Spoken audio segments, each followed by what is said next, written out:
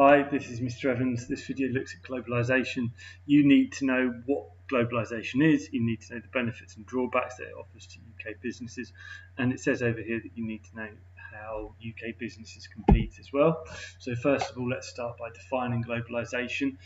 You can look up the definition, and it's usually something along the lines of the process by which the world's economies have become increasingly integrated and interdependent. Well, what does that mean? World economies become more integrated. They're more connected than they used to be. The global financial crisis of 2008 was a good example of this. It started off as a banking crisis in America, but because so many people trade with the US is such an important customer that buys many goods from other places around the world, and that global crisis spread to other nations as well. These economies in the world are now more interdependent than they used to be. Independent is where you do your own thing and you're dependent on yourself. Interdependent means you're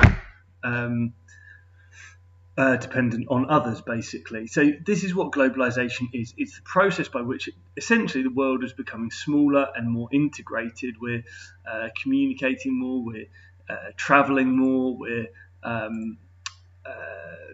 we're selling each other more and more products. So what's the evidence that globalization is occurring? Well, there's a huge increase in international trade. What is that? That's basically exports and imports. So when we sell products in the UK and sell it abroad, when we buy products from overseas, they're exports and imports. And that has been increasing at a phenomenal rate between all countries. We've got more global brands like from the US, Nike. We've got Samsung from South Korea. Toyota are a Japanese company. But these are brands that are recognized around the world, and they're evidence that globalization is occurring.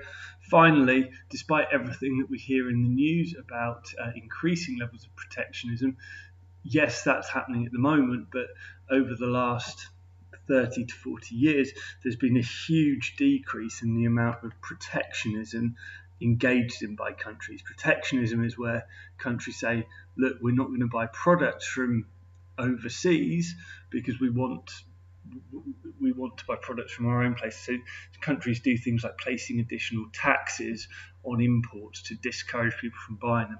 That protectionism has generally been falling over recent times, although at the time of recording in February 2019, there is some increase in protectionism, and particularly a trade war between the US and China.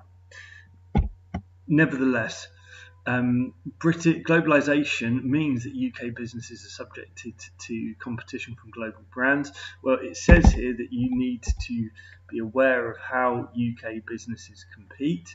Well, the first point is that we offer better designs. Because the population in the UK is relatively well educated in world terms and wage levels are relatively high, we tend to compete on things like quality and sophistication of design. So, if you think about some of the cars that sell well abroad, Jaguar, Land Rover are a big brand abroad. They're kind of, relatively top of the range cars. Aston Martin, Bentley, these are cars that sell for a high price. Rolls Royces. So British businesses, because of the relatively high wages we need to pay here, we need to offer better designs and high quality, and that's one way we compete against other nations.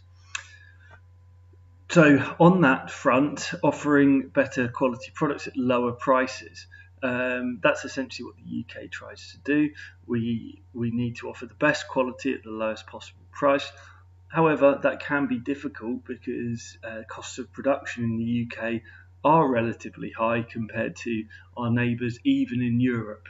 I was speaking to someone recently who produces denim in the UK, and he makes jeans, and he was saying, you can get them made in Portugal for something like €13 a pair. In the UK, it costs about £30 to make a pair of jeans of a certain quality because of the higher wages. So that higher quality we tend to do that quite well in the UK, but it can be difficult to offer products at lower prices. So what are the benefits of globalisation to UK businesses? Well, there's opportunities to sell products to customers abroad. As a result of globalisation, the opening up of trade, UK businesses can sell their products to people overseas. We can specialise in particular goods and services that people want to buy from the UK. For example, the City of London has got a huge financial services centre, lots of banks and insurance companies, and we're quite well respected around the world in terms of the legal system and so on. So people do want to buy British insurance policies, put their money in British banks, etc. Some food stuff from the UK sells quite well abroad.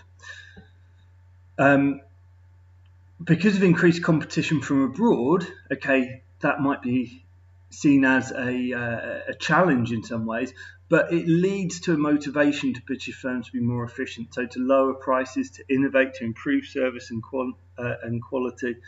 Okay, so although increased competition might be seen as a negative, it can act as an incentive to British companies to invest and improve their standards of production, basically. Because we can sell products to customers abroad, that may enable us to benefit from economies of scale. We might be able to buy our raw materials in bulk. If we were just selling in the UK, that's only a fairly limited size market. If we suddenly start selling to Europe and the US and China and India, suddenly we've got many more customers, and we can buy in bulk and gain economies of scale. Also, British businesses, if we only had access to suppliers in the UK, well, that might not be great for British businesses, but because globalisation means it's easier to trade with people abroad, we can find the best suppliers with raw materials from around the world, and that's very beneficial. However, there are some threats from globalisation. For example, there's more competition from cheaper products from overseas. It's very difficult for UK businesses to compete in terms of wages, etc. So, as I was saying with the example of those jeans there, we're going to get cheap producers overseas that can sell stuff at a lower price than we can make it for. There may be diseconomies of scale as a result of selling overseas. Diseconomies of scale, of course, occur when an organisation gets bigger and its average costs rise. If you want to start selling products overseas, maybe you've got to employ people overseas. That can be expensive. You've got to find ways of communicating with them, maybe in different languages, etc. So it can be difficult to coordinate and control a larger organisation, especially a big multinational company. There can be impact on the domestic market in the UK. So because of globalisation, there's no coal mining left in the UK at all. The coal mining in the world takes place in China because they can do it for far cheaper. So that means that there's a large amount of unemployment, particularly in the areas where there were coal mining before, like the Welsh Valleys. So that can be a problem for UK businesses because we get large pockets of unemployment. All of these products that are travelling around the world need to be transported, so there's an environmental impact there. Maybe British businesses as well, there's the risk of bad publicity as a result of unethical practices, such as using cheap or child labour overseas. And there can be the cost of managing the multinational business. Like I mentioned earlier, you've got to employ people overseas, operate in different languages, be concerned about different time zones, etc. So globalisation, it can be hugely beneficial to UK businesses, but there are also some threats to be aware of as well.